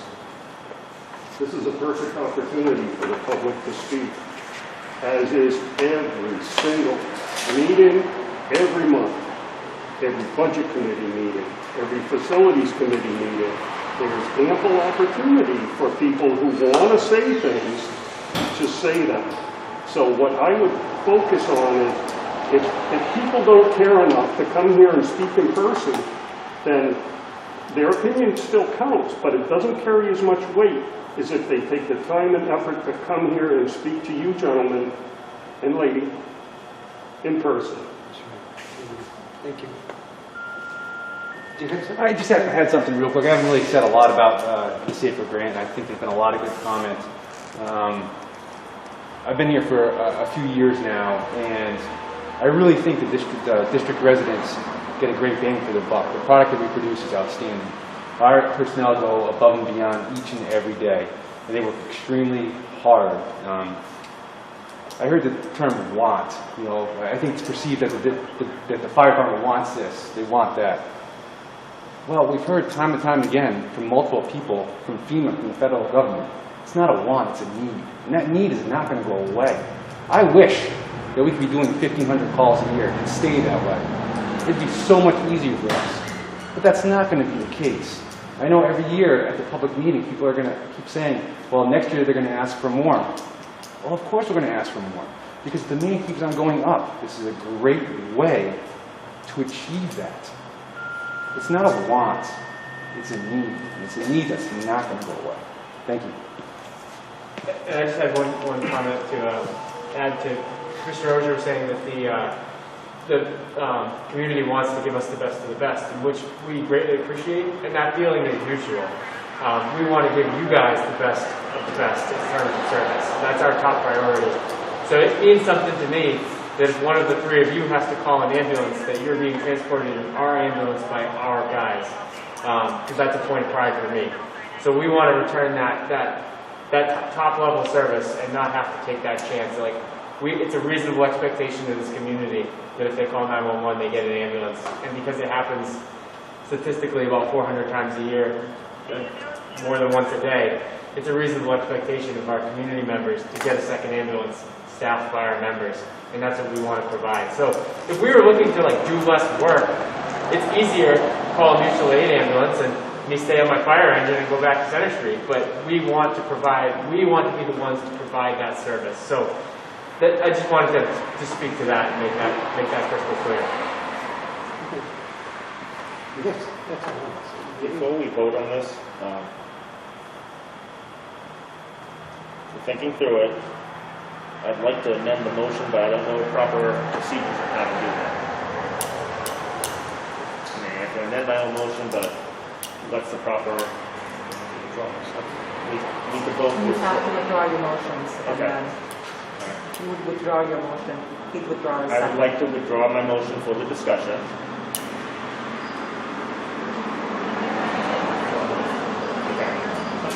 So, now a different motion to put on the table is a motion to approve the FEMA Safer Grant and hire 4 additional staff in compliance with the grant.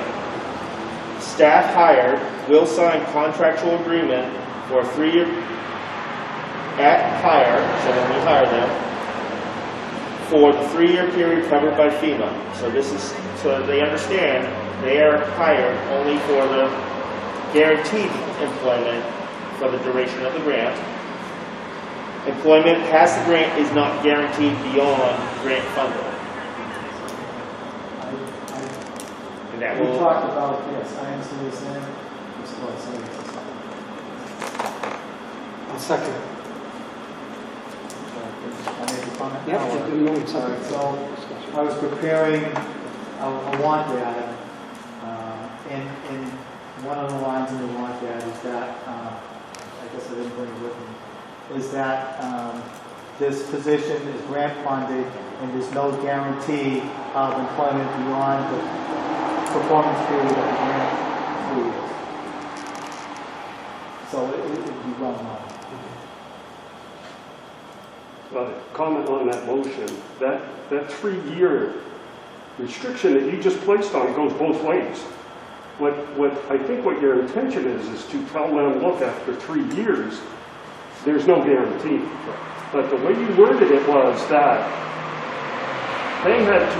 they were signing a contract that they would be employed by the district for 3 years.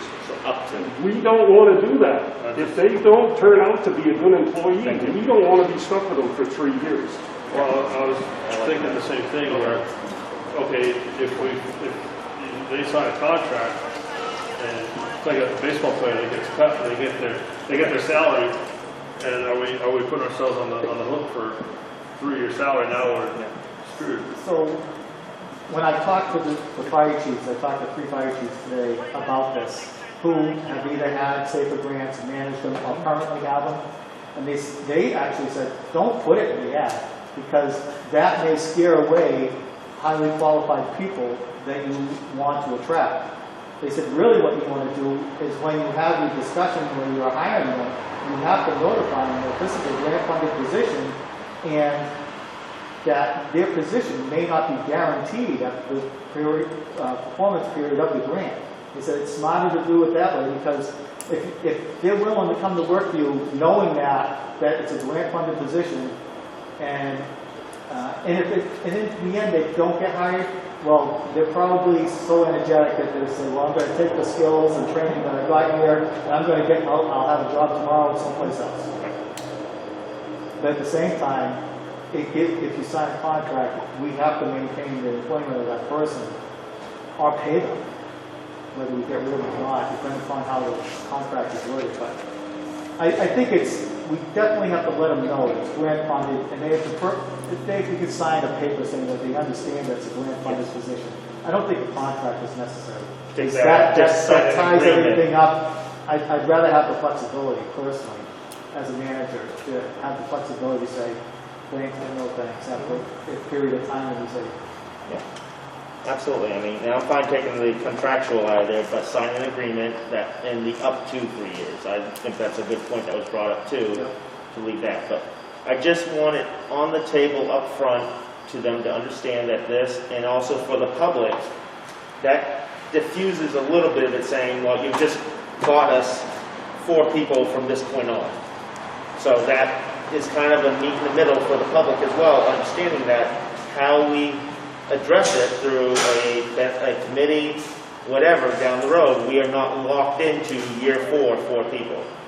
I would like to see 4 people in year 4, but we are not locked into it as of tonight. So that's kind of giving that step back is what I'm trying to, for the public side. I want to make sure that we're not losing the employee at will status of someone. That's my concern, where we're not putting someone, we're not going to be sued because we didn't keep someone. They didn't get we terminated them, okay, well, where's the rest of the money? Well, that's why you take the contract out of it and it's an agreement up to 3 years. I'm just worried about losing the employee at will. I think what we need to have them sign is acknowledgement that this is a grant funded position, and there's no guarantees that they're going to keep their job. I think we could do that. How does the school put it? I know because you serve on the school board, and I know the school has that have grant funded positions. How do they? It's up to the duration of the long-term grant. sub, if you will. I don't have the answer for you right now. You get some more? Very quickly. I would caution the commissioners and just remember that there are not 4,500 fire chiefs in Northfield and 5,000 fire chiefs in Tilton. There's one fire chief for the district. So I totally get what you're saying. You want to be transparent. You want everything on the table. There's no reason to circumvent the position that we hired the chief for and the duties that we hired the chief for. So we pay a salary to this gentleman to do what you're saying you want to make sure everybody in town knows. Everybody in town should know that if they are concerned about it. So I would just caution you to remember that there's one fire chief in this district, and we hired him to do a very specific job, and we need to allow him to do that.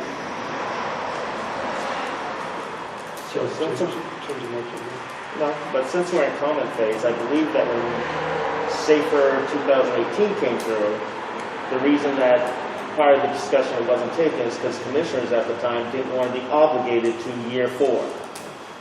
So once again, even though the SAFER grant's not obligating to us, I want to make sure we're looking out on the behalf of the public in that understanding in some fashion, whether an agreement, and I'm fine with whatever terminology you want to do so that it's not a contract or anything like that. I just want that transparency so that they understand. I think this conversation has achieved that purpose.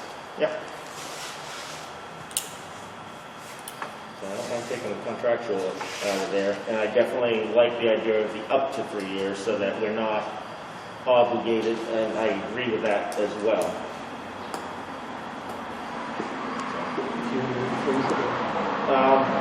Okay, let's try it again. I'll withdraw this. Okay, so we'll try this again.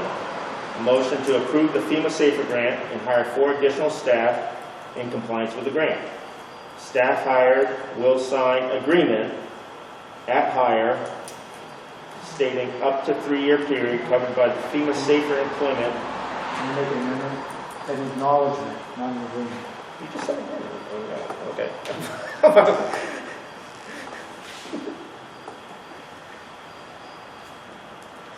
Do we use the word firefighter?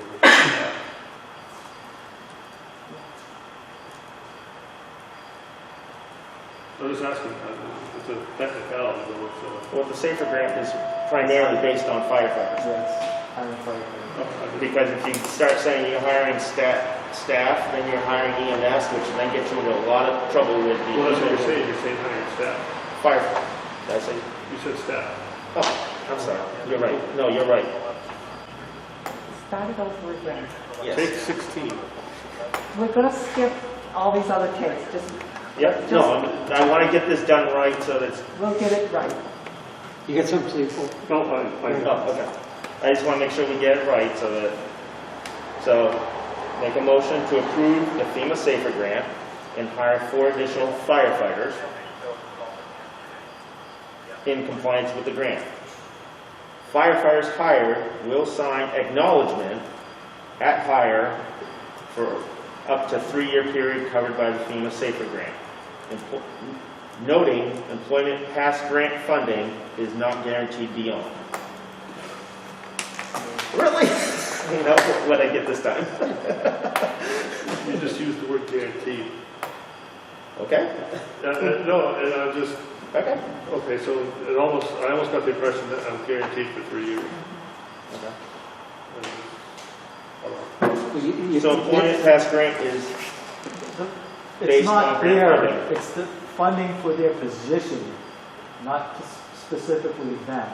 Right. The funding for the position is not guaranteed beyond the period of Yes. performance of the grant, Employment funding, of the position, their position, not Very necessarily true. them.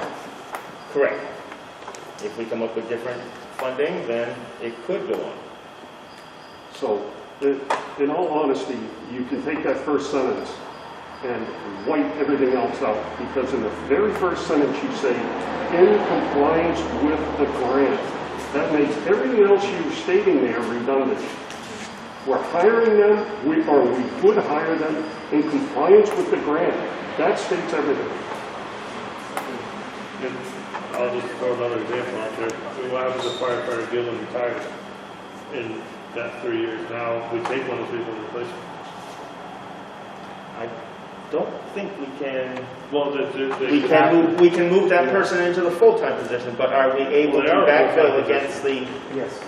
we are able to We're rehire against that obligated for to 3 years? maintain that number of Okay. firefighters that we have. Okay.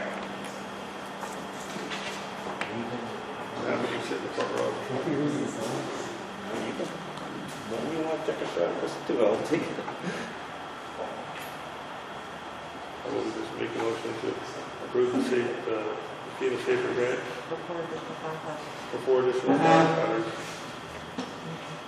in compliance with the grant.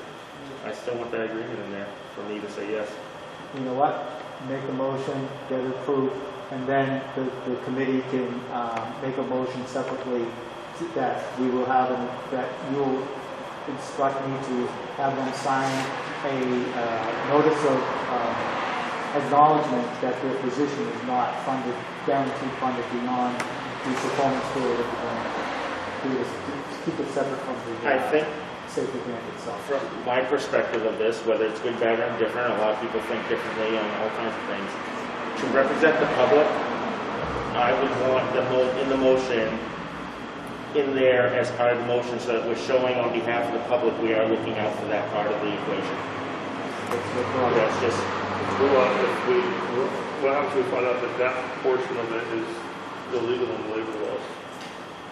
What if we have to just consult with an attorney to find out how to phrase that, how to present that to a future hire? the grant, you can say it based on the funding, that the position is based on funding for the 3-year period. But the public, that is going to be their first question, is what are you doing year 4? Well, the position is only good for year 3, and then funding for year 4 is what we need to work on next.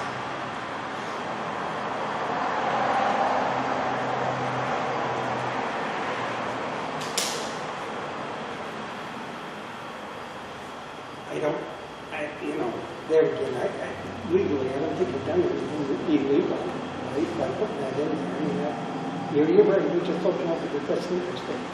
Because we have them, Yeah, would it be possible just to say, you know, we'll accept the grant with the understanding that people present an agreement to be reviewed and approved by the commissioners? I mean, I couldn't hear you, I'm sorry. I said, would it be possible just to say that we'll accept the grant with the understanding that the chief will present an agreement to be reviewed and approved by the commissioners? The agreement part, I'm fine with. Or acknowledgement or whatever? Yeah, that part for the employee, prospective employee, I'm fine with not necessarily being part of this. But part of the approval of the SAFER grant, definitely want it in my, how I'm looking at it, is somewhere in there phrasing that this is for the duration of the grant. And that, we have had a few positions in the district where it's based on the grant and the person was well informed of that, and at the time of the hire, they knew it was for the grant. Because of the public awareness of this and different perspectives of that, that's where I have that concern, and somehow phrased in there that this is for the duration of the grant. Funding after that, the position is not guaranteed after that based on that funding. How we phrase it, I'm very, whatever we need to do to get it through that part, but without having that in there is a concern. So the grant, part of the grant is that their positions aren't guaranteed. You're not required to keep them. So I agree with Mr. Blaisdell that just saying that we agreed to accept the grant in line with the grant because it's already in the grant. I understand what you want to say, and you want everybody to know that that you've made it a point that these positions are not guaranteed beyond the performance period of the grant. You've made it blatantly clear that that's a point that you're trying to make, and you want the public to know that you've made that. I want the public to be aware of this, that we are not buying a 4-year employment at this time. So with the approval of this, that's what I'm looking for, so that the public knows, yes, we're covering it for the duration of the funding that we have, because that was their concern about funding. But we need to figure out when the funding starts, which is year 4, how it's done, and that employment, because right now they're going to assume that we're making a carryover saying that we have now bought a 4-man shift from this point on. And I think the best way to say it would be, you know, approve the grant as presented, and the commissioners are going to form a committee to investigate and research ways to help defray the cost of year 4 going forward. But there is nothing guaranteed that those positions are, I think, take it in 2 different parts. Personally, I think it would be better managed, easier to manage.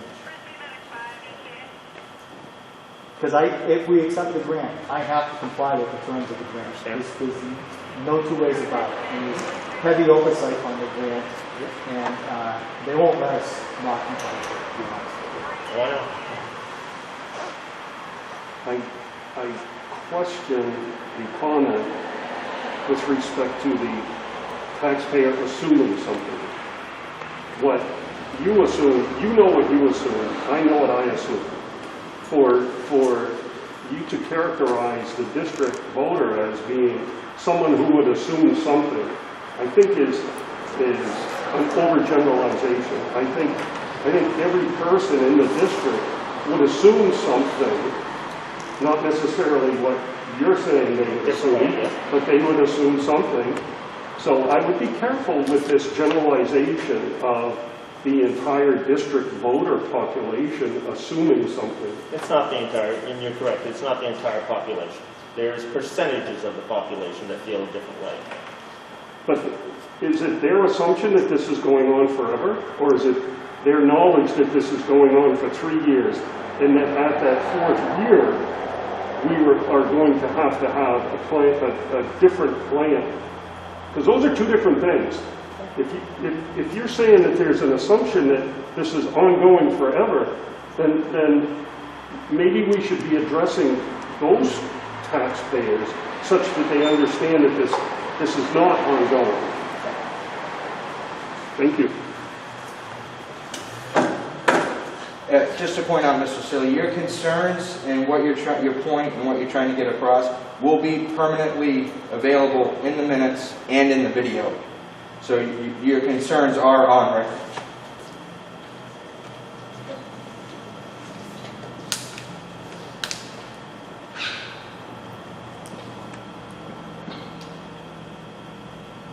stick with the motion you got, or do you want Actually, Eric made a separate motion. Okay.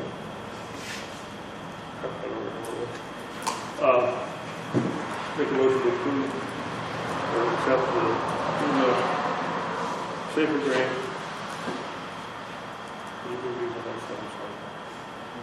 Except, you made a motion to accept the FEMA Safer Grant for 4 additional firefighters in compliance with the grant. In compliance with the grant.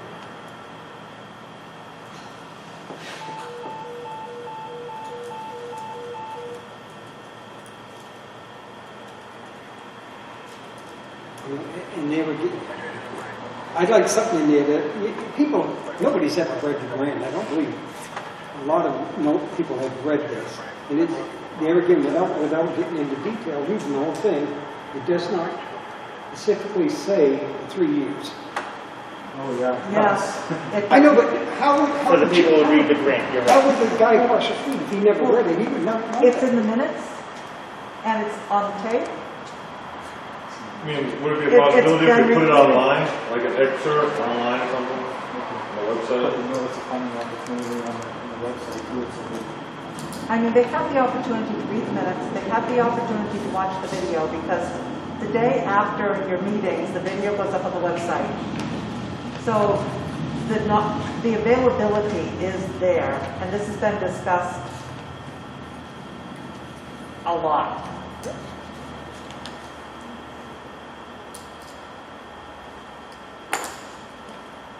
You made the motion, you want to second? I will not second.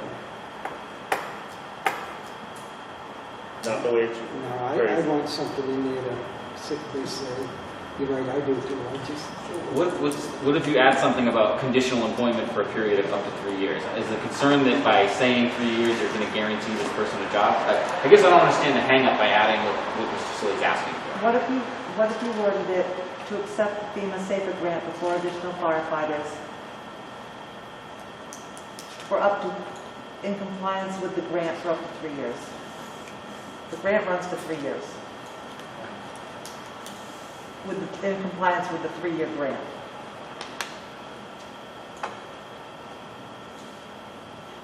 I think you're just making it more confusing by adding all this stuff in. You know, and there again, you gotta be very careful, because we've been through this before. We've been through it with paramedics before. We've got, and I don't want to pick on him, but we got burned 2 or 3 times hiring paramedics. So if you've been through this before, how come you don't have the answer? It should have been told then. We're trying to come up, so it's right. If you've been through it before, you have the answer. I think we're just going to come up with a simple way to word it so everybody understands. I mean, we can all agree what you're trying to do. You're trying to protect yourself. And everybody understands that. And the district too. My concern is we go to 3 years. We hire someone. Yes, it says with the agreement or the acknowledgement that they don't have a position after that. However, It says that in the grant. in line with the grant. However, we think that we're going to go further, and then the tax people shoot it down. Now we don't have the funding for that, and we have to come up with the funding for that. That's what I'm trying to remove from this equation, so that that understanding is there. There's no misinterpretation of someone who stepped into that role. I want to look out for that person as well, so that they have that understanding.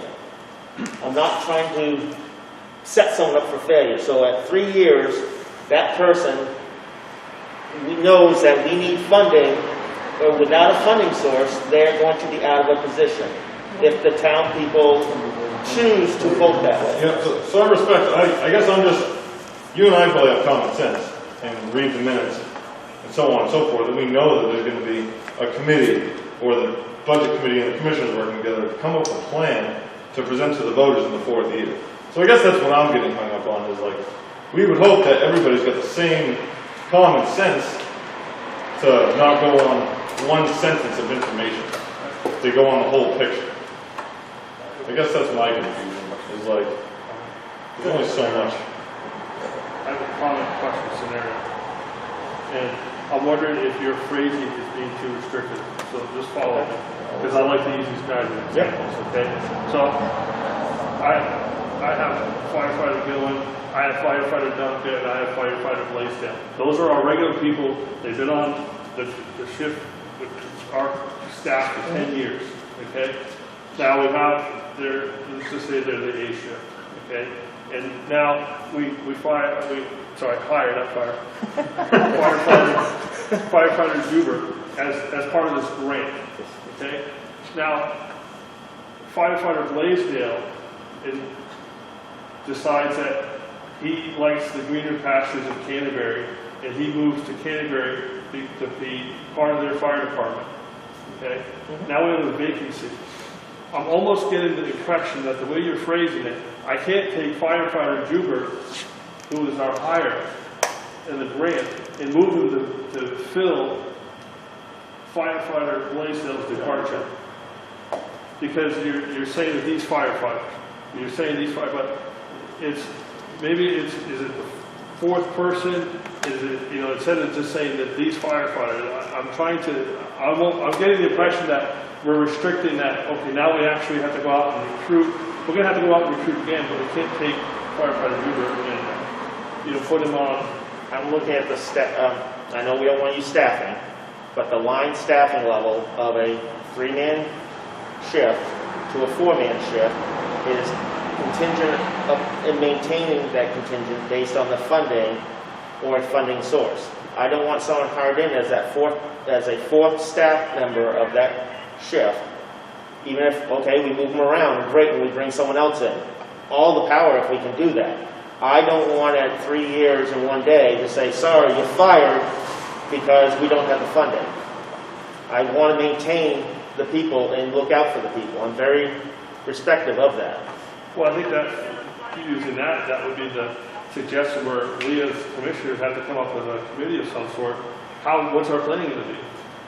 Correct, and we may come up with the best plan in the world, and it might be voted down, and now that person the funds are cut out from under his position, just like that. It's possible anyways. Just so you're aware, when we get to the process where we're hiring folks, and during that process, I will make it abundantly clear to them that this is a grant-funded position, and there is no guarantee that this position is going to be funded beyond the period of performance of the grant. I could not do that. I could not offer somebody a job without that knowledge in their head. And I would actually make them sign an acknowledgement of that. And I think that's really what you're looking for, and that's going to happen. And that's for the staff member's awareness, I agree. Yep. We have to educate the public that this is based on funding for now, and at the 4th year, we need a plan in place or approval or a vote to continue forward with it. Otherwise, it has to come from somewhere or the person is let go, which I don't want. I mean, I agree. John, are you attempting to use the motion to do that education? I'm just trying to understand Yes. the hang of this. Okay, Yes. so that's what you want. That's what I'm trying You want to the get. motion to be that So means the of public knows education. up front, yes. Can I suggest a phrasing of, I'll take a hint I can get. so to hire to accept the SAFER grant, in compliance with the grant, to hire 4 firefighters with the understanding that the 4 additional positions may not be funded beyond 3 years period specified in the grant. That works for me. All right, say it again, Dan. Okay, now I can say it again, right. Does the motion be to accept the SAFER grant to hire 4 additional firefighters with the understanding that the 4 additional firefighter positions provided by the grant may not be funded beyond the 3 years specified in the grant? I can accept that. I'll make that motion. There. Hold on a second. Thank you. You're welcome.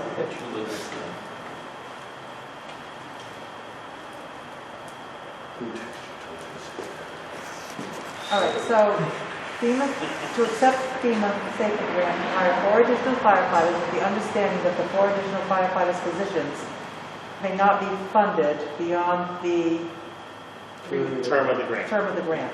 I'm good with that too. All right. Come on, we're so close. No, just as far as the public education part of this, if this goes through, this is just a huge win for the district. I would imagine that the chief is going to do some sort of press release talking about how the grant works, how it's funded, to try to educate the public on it. So I'm sure that word's going to get out there more than just these meetings as well. So Deputy Joubert, what are you doing next week?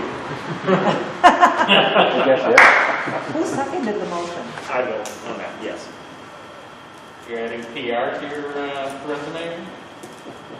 Well, I think the information about the grant is out there, but a lot of the information that's out there is incorrect.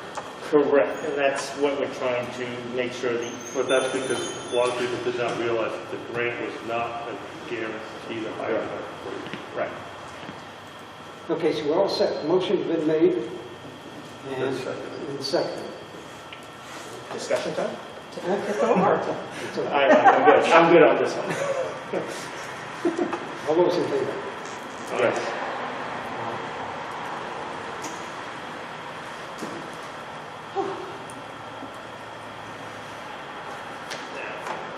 I would like something else for this. As part of the grant, I would like to make a motion to authorize Chief Sitar to be authorized organizational representative in the FEMA Go system. He did it as the administrating officer, which is fine. The grant really says that we should have someone designated as such. So by doing so, I would like it designated in writing as such. Second. I apologize, John, I didn't hear in the back. Was that a unanimous vote to accept? Yes. Thank you very much. Your support is greatly, greatly appreciated amongst the members of this department. Thank you.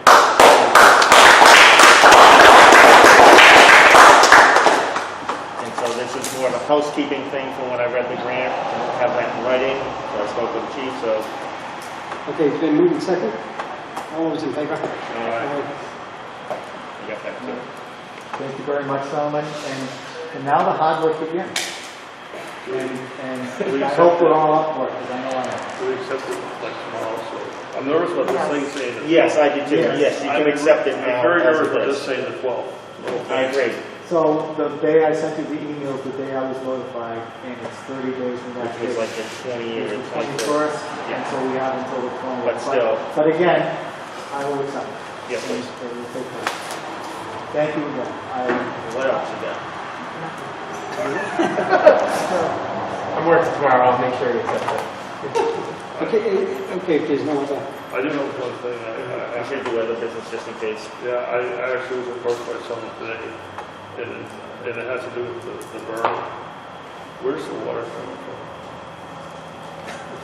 So we're bringing tankers, and we're filling up portable tanks. And that's what we're going to do. Could someone please communicate with the water department? I haven't talked to them yet because they're trying Because they are to- very nervous. They're actually meeting on Monday. I will call, Water I'll district call because John up tomorrow. they're debating whether to put a ban on outside use of water because their aquifer is hurting right now.